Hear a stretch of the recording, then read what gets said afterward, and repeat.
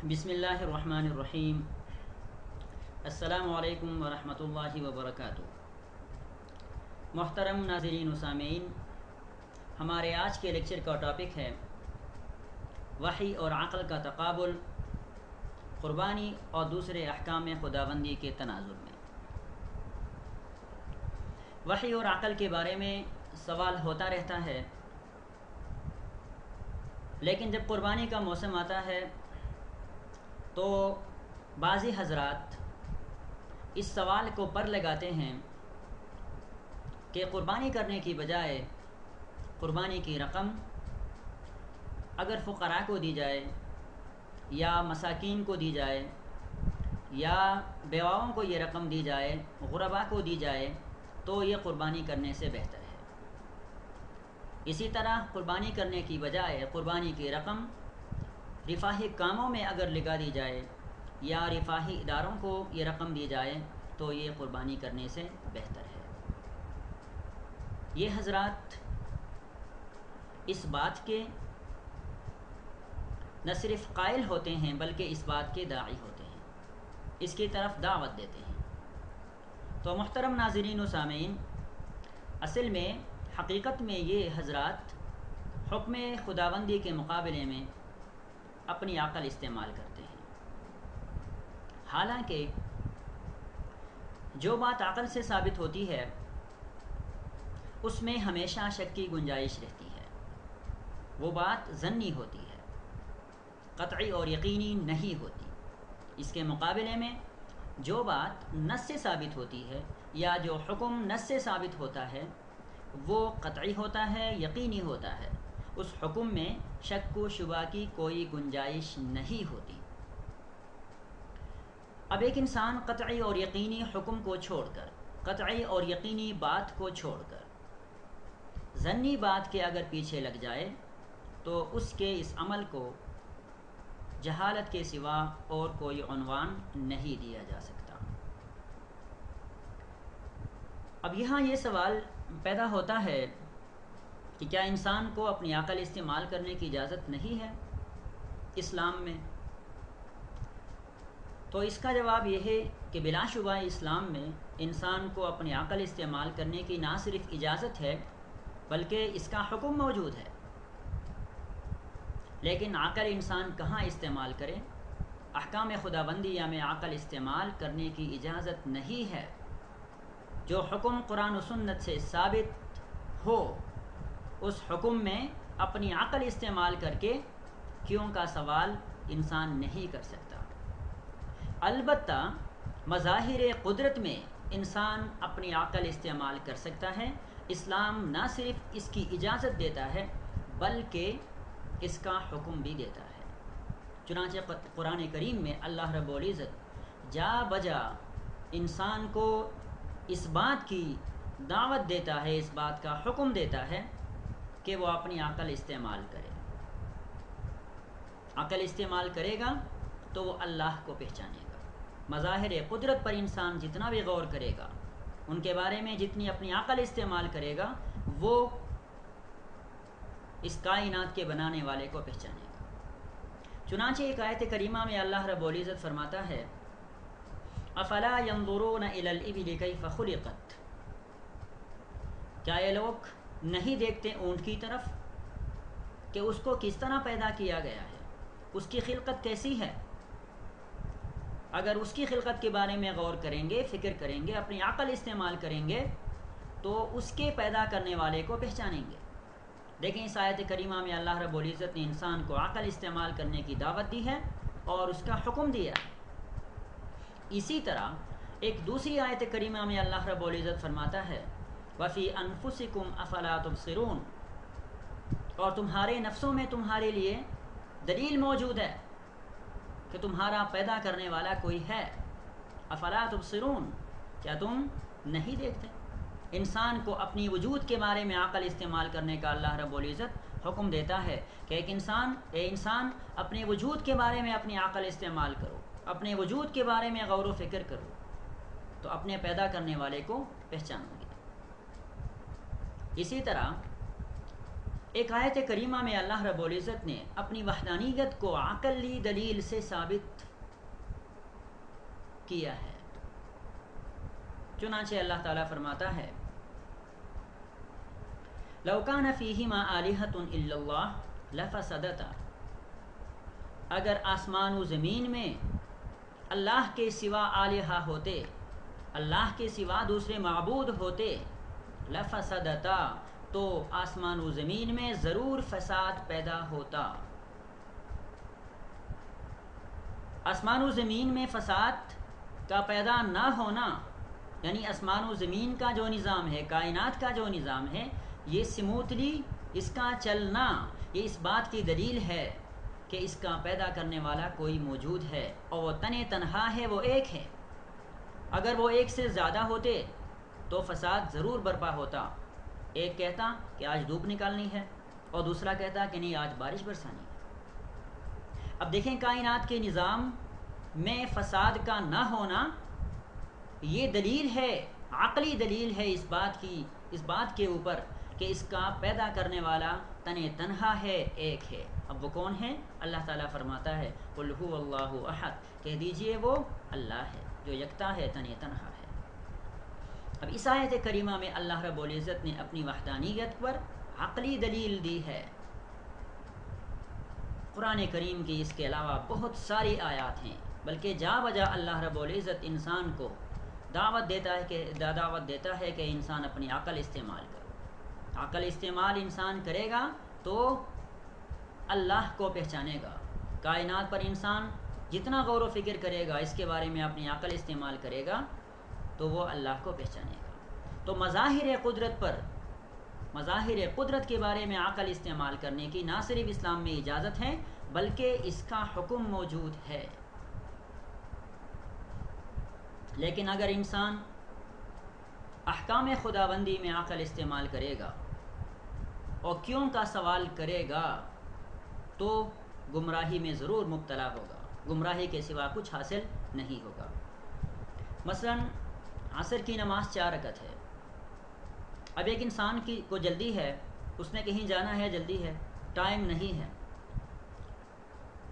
اب اگر وحی کو ایک طرف رکھ کر انسان صرف عقل کو سامنے رکھ کے عقل سے انسان سوچے گا تو عقل اس کو یہ بتا دے گی کہ ہاں وہ 2 رکعت عصر کی نماز پڑھ کے نکل سکتا ہے، جا سکتا ہے۔ عقل اس کو یہ جواب دے گی۔ بلکہ اگر عقل زیادہ لبرل ہو، وہ یہ کہہ دے گی کہ نماز پڑھنے کی ضرورت نہیں ہے، کیونکہ مجبوری ہے، اس کی مجبوری ہے، لہٰذا نماز پڑھنے کی ضرورت ہی نہیں ہے۔ اب دیکھیں یہ کھلی گمراہی ہے۔ اسی طرح قربانی کا موسم ہے، اگر انسان وحی کو ایک طرف رکھ کر صرف قربانی کے بارے میں سوچے گا کہ ایک دن یا 3 دنوں میں اتنے سارے جانوروں کو ذبح کرنا، اگر اس کو عقل کے ترازو میں انسان رکھے گا تو عقل اس بات کا کبھی بھی گوارا نہیں کرے گی۔ عقل کی جواب دے گی کہ اگر ذبح کرنا بھی ہے تو تھوڑا تھوڑا کر کے ذبح کر دو، 3 دنوں میں اتنے سارے جانوروں کو ذبح کرنا اس کی ضرورت نہیں ہے۔ یا اگر انسان عقل سے پوچھے گا کہ قربانی پر رقم خرچ کرنے کی بجائے اگر غربا کو یہ رقم دی جائے تو عقل کہہ دے گی کہ ہاں غربا کو اگر دی جائے تو زیادہ بہتر ہے۔ اب دیکھیں یہ کھلی اور واضح گمراہی ہے۔ اسی طرح حج کے بارے میں اگر انسان عقل سے سوال کرے، وحی کو ایک طرف رکھ کر، 2 کپڑے 2 چادر اوڑھ کر 4-5 لاکھ روپے خرچ کر کے اور پراگندہ حال لوگ مکہ مکرمہ جاتے ہیں، وہاں جا کے اللہ کی عظیم عبادت حج کو ادا کرتے ہیں، اگر اس کو انسان عقل کے ترازو میں رکھے گا تو عقل یہ جواب دے گی کہ اس کی کوئی ضرورت نہیں ہے۔ یہ پیسے اگر غربا کو دیے جائیں، یہ رقم اگر غربا پر یہ رقم خرچ کی جائے تو یہ زیادہ بہتر ہے۔ 2 چادر اوڑھ کر وہاں جا کے حجاج کبھی طواف کرتے ہیں، کبھی منی میں جاتے ہیں، عرفات میں جاتے ہیں، مزدلفہ میں جاتے ہیں، پھر منی میں آتے ہیں، پھر قربانی کرتے ہیں اور پھر طواف کرتے ہیں۔ اس کی ضرورت کیا ہے؟ عقل یہ جواب دے گی۔ اب ظاہر ہے اس کی گمراہی ہونے میں ذرا برابر بھی شک نہیں ہے۔ تو احکام خداوندیہ میں اگر انسان اپنی عقل استعمال کرے گا تو گمراہی کے سوا کچھ بھی اس کو حاصل نہیں ہوگا۔ اب دیکھیں، اگر اسی بات کو ہم عقلی طور پر اس کی جانچ پڑتال کریں گے تو انسانی عقل بھی یہی کہے گی کہ احکام خداوندیہ میں عقل استعمال نہیں کرنی چاہیے۔ اب اس کو ایک مثال سے اس کی وضاحت کرتے ہیں۔ مثلا کوئی باس ہے، وہ کیا کرتا ہے، اپنے کلاس 4 سے کہتا ہے کہ مجھے 1 کپ چائے لا دیجیے۔ 1 کپ چائے مانگتا ہے اپنے کلاس 4 سے۔ اب کلاس 4 اگر یہ کہہ دیں کیوں لاؤں، تو ظاہر ہے دنیا اس کو پاگل کہہ دے گی۔ یا کلاس 4 اگر کیا کر دے، چائے لانے کے بجائے وہ اپنی عقل استعمال کر کے یہ سوچے کہ اچھا جو باس ہیں وہ چائے کیوں مانگتے ہیں، اپنی عقل استعمال کر کے وہ یہ نتیجہ اخذ کرتا ہے کہ شاید باس کا گلا خشک ہو گیا ہوگا، لہٰذا چائے لے جانے کے بجائے میں پانی لے کے جاتا ہوں۔ وہ پانی لے کے آ جائے اگر، تو اب ایسے اس عمل کو دنیا کیا کہے گی اور باس کیا کہے گا؟ ظاہر ہے دنیا بھی اس کو جہالت سے تعبیر کرے گی اور باس بھی اس کلاس 4 کو جاہل کہے گا اور اس کو سزا دے گا۔ اب یہ ایسا کیوں ہوا؟ اس لیے کہ اس نے کیا کیا، باس کے حکم میں اپنی عقل اس نے استعمال کی، باس کے حکم میں اپنی عقل استعمال کی۔ اور اگر اس کو مزید ڈیپلی ہم دیکھیں تو ہم کہہ سکتے ہیں کہ وہ باس بننا چاہا، وہ باس بننا چاہا۔ تو میرے محترم ناظرین و سامعین، اگر انسانی حکم کا یہ عالم ہے تو رب کائنات کے احکام کا کیا عالم ہوگا؟ ان کے بارے میں اگر انسان اپنی عقل استعمال کرے گا، اور انسانی عقل کیسے احکام خداوندیہ کو پہچان سکتی ہے؟ اسی لیے کہا جاتا ہے چونکہ احکام خداوندیہ وحی کے ذریعے ثابت ہیں اور ان کو پہچاننے سے انسانی عقل کیا ہے، قاصر ہے۔ اس کی وجہ یہ ہے کہ عقل کی پرواز جہاں ختم ہوتی ہے وہیں سے وحی کی پرواز شروع ہوتی ہے۔ عقل کی پرواز جہاں ختم ہوتی ہے وہیں سے وحی کی پرواز شروع ہوتی ہے۔ اس لیے انسانی عقل اللہ رب العزت کے احکام کی حکمتوں کو جاننے سے قاصر ہے، ان کے اسباب اور ان کی علت و علل کو جاننے سے کیا ہے، قاصر ہے۔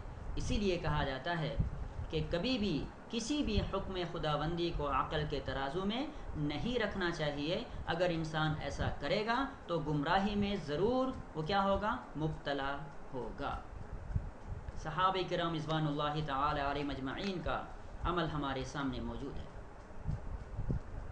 ان کا یہ معمول تھا کہ وہ کبھی بھی کیوں کا سوال نہیں کرتے تھے، کوئی حکم آ گیا تو بس عمل شروع فرما دیتے تھے۔ واقعہ اسرا ہمارے سامنے ہے۔